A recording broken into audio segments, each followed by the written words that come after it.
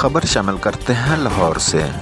حسن بخاری کی رپورٹ کے مطابق عید کی خوشیوں میں جناح اسپتال میں داخل مریض بچوں میں پیشنٹ ویلفیئر جناح اسپتال کے زیر اہتمام عید گفٹ تقسیم کیے گئے، جن میں کھلونے، کھانے پینے کی اشیاء اور دیگر تحائف شامل تھے۔ تقریب کے مہمان گرامی principal Allama Iqbal medical college